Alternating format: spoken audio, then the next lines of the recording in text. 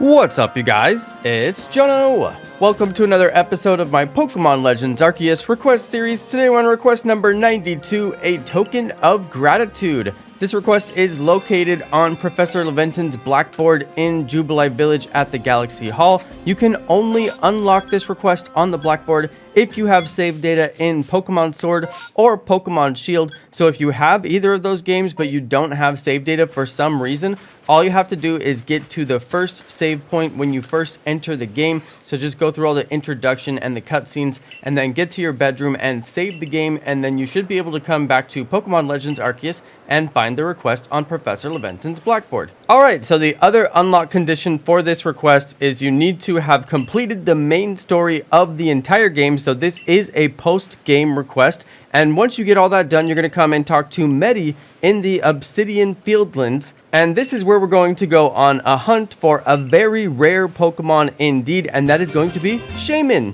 Now, if you don't know who Shaymin is, there's no shame in that. It is a Pokemon that I wasn't that familiar with either, but it is a very, very cute grass-type Pokemon, and it also has some fairy moves, and it's a really good addition to your team, so I do recommend to grab it.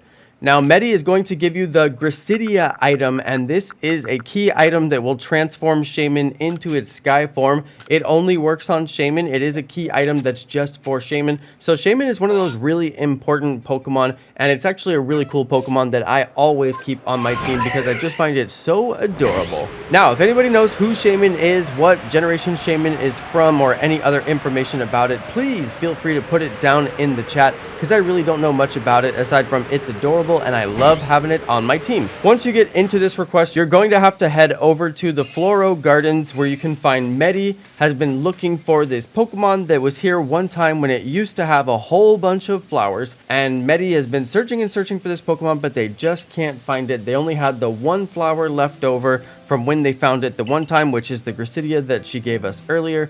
So we're going to be hunting for this wild Shaymin that we just can't seem to find, but I'm sure it's around here somewhere. Now, Medi has a really good tactic for finding Shaymin. She's just gonna stand in the flowers and call out for the Pokemon, and miraculously, this actually does seem to work.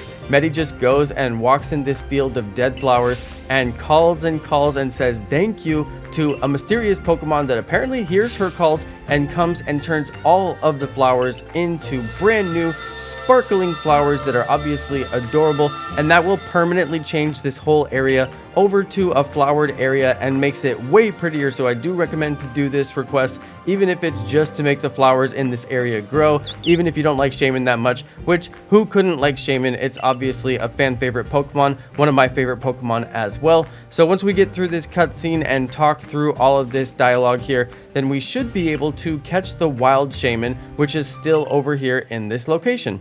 Now, it's worth mentioning that this Shaman Encounter can be very tricky, and you do want to save as soon as you get a chance before you start trying to encounter Shaymin, because there's a very good chance that it's going to run on you, and I did have it run on me despite my best precautions. So I would recommend to save it immediately once you get the chance. Have a bunch of Ultra Balls ready. You may even want to use a Gigaton Ball, although I didn't want to because I didn't like the color versus Shaymin's color, so I went with the Ultra Ball personally. But you can use whichever ball you want. Just know that it is going to bounce out of a lot of those balls most likely, and you may have to give it quite a few strikes in order to get it to go, and it could possibly even run from you, so just watch out. If it does run from you, you're going to have to go back to Jubilee Village and come back here to reset it, or you may even go back to your save, which would be faster as long as you made that save point. So as you can see here, I did have Shaymin run away from me. I got into a battle with it, and I thought I'll just spam Pokeballs, but Shaymin had something else in mind. Shaymin just ran from that battle, and I realized, oof,